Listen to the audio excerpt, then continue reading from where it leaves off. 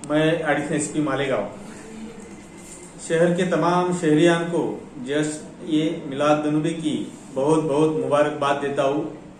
मैं आवाम से अपील करता हूँ कि इस मुबारक दिन को भरपूर इबादत करके सादगी से ईद मनाएं। गुज़िश्ता महीनों में कोरोना बीमारी ने सारी दुनिया को अपने चपेट में लिया था। उस बीमारी ने अपने शहर में भी कहर ढाया है। इस दौरान दुख की बात यह है कि हमने अपनों को खोया है, शहर के बड़े बड़े नामवर और उलमाओं को खोया है। इसलिए इस बीमारी से बचाव के लिए आज भी एहतियाती कदम उठाए जा रहे हैं। इससे मद्देनजर रियासी हुकूमत ने त्योहारों को शर्त से मनाने की पुरजोर अपील की है। गुज़िश्ता महीनों में जितने भी त्योहार आए, हर समाज ने इन त्योहारों को सादगी के साथ मनाकर प्रशासन को मदद की है।